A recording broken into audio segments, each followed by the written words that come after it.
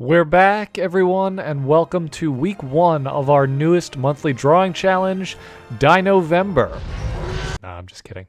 Dinovember is a thing, and by all means, anyone interested should join in. Unfortunately, Mermay, Smogist, and Apoctober were more than enough drawing challenges for me to handle this year, and I need to take a break. These months did, however, teach me a lot, not only about developing strong work habits and improving on my drawing skills, but on how I can continue to innovate with our hypothetical Gen 9 region. Over the course of the last few months, we've introduced a handful of new Pokemon into the Maza region, including 4 new legendaries, a few new dragon types, and the 4 most recent spooky Pokemon added during the month of October. If you haven't watched the Apoctober videos, I advise you go check them out now. Today's video will add on to the evolutionary line I introduced in week 4, Chromans. Today's video will also address an element of character design that I think is crucial to a strong Pokemon concept, stylization, and we'll be using Chroman's evolution as well as 3 pre-existing Maza Pokemon as examples. Yes, as has become customary with these Fakemon videos, part of the content I'll be sharing with you today will be revisiting the Techupi line, 3 Pokemon I added to the Maza region over a year ago, and we'll be discussing how stylization has influenced each of their designs. So, what exactly do I mean when I use the word stylization? It's a pretty broad term, and in the context of art or character design, can apply it in almost any piece.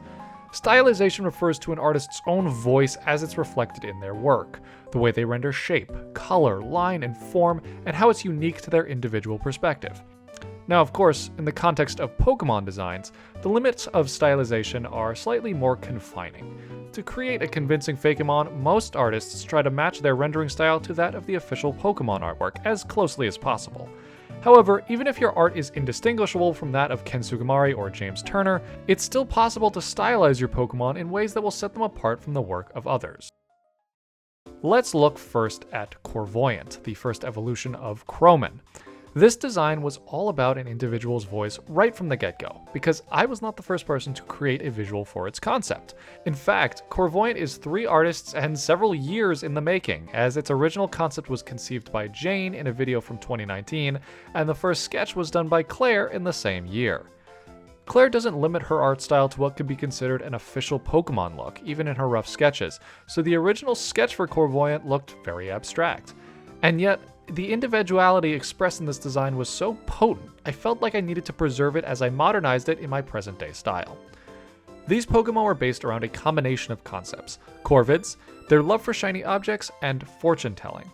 While crows and their relatives have plenty of interesting anatomical features that could be directly translated into a Pokemon design, stylizing things like the beak and eyes adds a new layer of personality that further emphasizes the tertiary theme behind the Pokemon. It's slightly reminiscent of medieval depictions of crows, where artists had a looser grasp on things like anatomy and instead relied on their own personal memories and emotions associated with the subject of their work. It adds mystery, fantasy, and most importantly, it sets the design apart from other bird Pokemon that exist already. There are so many that have gotten so many similar features, 25 years into Pokemon's lifespan, and you have to get creative with how you choose to stylize your designs. Corvoyant, the collector Pokemon. Corvoyant, like Chroman, have a keen eye for valuables. However, they tend to be more discerning when it comes to the exact treasures that they collect. Certain precious stones have the ability to amplify their psychic powers, and Corvoyant decorate themselves with these gems in order to gain an advantage in battle. If a stone gets damaged, Corvoyant will avoid any conflict until they can find an adequate replacement. Now, we'll look at the second evolution and final form of Chroman, Comadam, a design that was originally drawn up by me, but still inspired by Claire's rough sketch and Jane's concept. Comadam deviates from the real-world anatomical influence of the concept, and instead indulges in the more stylized side. I wanted to meet somewhere in the middle between a fairy tale fortune teller and an early 20th century socialite. A design very similar to Purugly or Furfrou, where the main anatomy of the Pokemon is still very animal-like, but the personality is much more like that of a human. Ignoring the restrictions of real-life Corvids, I improvised with shapes to further push my theme behind this design. The gems, an integral part of the whole evolutionary line, mimicking the shape of jewelry on the body. The wings looking nothing like any bird on Earth, and instead taking on the shape of 2 thick yet elegant arms. The feet departing entirely from those of real birds and instead shaped something like elaborate heels. The tail feathers, contributing more to its psychic typing with the appearance of two large eyes just behind the Pokemon's head. And the head itself. One fluid shape curled forward like an abstracted carving more than any real bird. The head is by far my favorite part. No discernible beak, not even an implied mouth. It's as if the Pokemon itself is artificial, too perfect to really be alive. This kind of stylization pushes the concept beyond a cartoon animal and elevates it to something altogether unique and striking. I'd love to see more of the Mazda region Pokemon turn out like this. Comadam, the illustrious Pokemon. Comadam are very popular among the wealthy and elite in the Mazda region.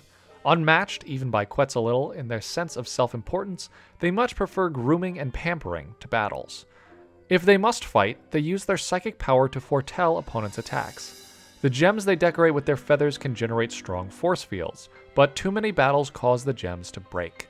Comadam with broken gems perceive terrible visions of impossible futures, though rarely their prophecies will come true. Abstract stylization was crucial in setting the Croman line apart from pre-existing bird Pokemon, and I have to thank Claire for sending me down this road to create what I feel like are three very strong designs. Stylization choices can come from something as simple as a hasty sketch, but are there other ways to innovate on existing visuals by adding your own unique flair? Let's go back to one of the oldest Mazda region designs, Techupi. I created Techupi back in the summer of 2020, and to this day, it remains to be one of my favorite designs in the region. It's not even necessarily a Pokemon that I would take on my team, but rather just a fun concept and a strong execution that I'm proud of myself for creating. Revisiting this design, I had no intentions of changing anything, save for a slight adjustment to colors. This touch-up is purely technical. However, it is a good time to talk about other ways of stylizing your characters, particularly Pokemon. Obviously, the main source of visual inspiration from this Pokemon was Chihuahuas, probably the most iconic breed of dog from Mexico, and one that has been reimagined time and time again in multiple different forms throughout popular culture. When I first designed Techupi, I wasn't sure how I could distinguish my design from those that preceded, even in the context of Pokemon. Here, cultural influence was the key to stylizing my design. I implicated two different points of visual influence to stylize Techupi: ancient Maya sculptures of the Techini, the ancestor of the Chihuahua, and the brightly colored Mexican folk art carvings known as alebrejes. These references added a level of personality to Techupi that not only set it apart from other similar Pokemon designs, but also from any other popular depictions of Chihuahuas overall. Techupi, the small dog Pokemon. Almost every family in the Mazda region keeps a Techupi, and ancient paintings and sculptures show that this tradition has lasted for centuries. Their personalities vary between individuals. While some are quiet and relaxed, those who are raised without the proper care can become short-tempered and nasty. Though small, their tiny jaws can clamp down with surprising strength, leading some trainers to resort to using thick leather gloves when training them. Now, one of the two split evolutions of Techupi, Lupacabra, might have been a victim of poorly considered stylization. I still like its original concept, but something about how I drew it initially bugged me. It is very much a pocket monster. No one element of its design can be isolated to a single real-life animal. It's a combination of visual influences from animals like wolves, coyotes, hyenas, and Zolo dogs, in addition to more supernatural creatures like the Chupacabra and werewolves, as well as the alebrejes. When I first drew it, I may have gotten a little too free with my hand. The proportions were exaggerated in such a way that it felt floaty, rather than bulky and powerful like I wanted it to. Because it had such a large upper body and such tiny legs, the pose had to imply that there was some weight to its form, otherwise it looked like it could be knocked over by a light breeze. Giving it a pose where the back is arched more dramatically and the feet are more grounded helped remedy that issue. The way the fur sat on the back also flattened the form altogether. Overlapping the dark fur gave the design more dimensionality while still preserving that wild, untamed look that I liked about it originally. The last thing I changed was the way the claws sat on the fingers. Yeah, it made them feel more deadly the way they were, but it also made it seem as though the Pokemon couldn't actually hold anything in its hands. I wanted it to feel dexterous as well as intimidating, because the Pokemon is not really as dangerous as it may appear.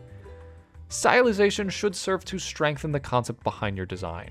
Elongated torsos and tiny legs are great, but if they conflict with the themes of your character, you're not doing yourself any favors. The changes I made were subtle enough to fix these problems without changing too much about the design. Lupacabra, the mange dog Pokemon. Terrible rumors have been spread that Lupacabra feeds on the blood of both Pokemon and people, but this has never been proven to be true. The Pokemon has earned an unjustified reputation as a dangerous monster, but they can be trained and are very loyal to trainers who show them care. In battle, they will go into a wild frenzy, clawing and biting at their opponent, sometimes without ever landing a hit. Finally, we have Zolupine, another split evolution for Techupi. To be honest, there's not much to say about this design that I haven't already said about the other two. It was inspired by mythology and cultural specific artwork like stone carvings and the Alabrejes, and I borrowed from several real-life animals. But I really liked this design, and I didn't want to change it at all, so Zolupine only gets a minor technical update and a few small tweaks to its pose. Zolupine, the Aqua Dog Pokemon. One of the rarest Pokemon in the Mazda region, Zolupine makes its homes in the vast underwater tunnels and caves that run beneath the surface of the jungle. Only emerging every so often for food, they tend to explore the land mainly at night, searching for prey with their extraordinary sense of smell. The large hand on its tail can be used for swimming, climbing, or in battle, delivers a powerful blow that can splinter trees.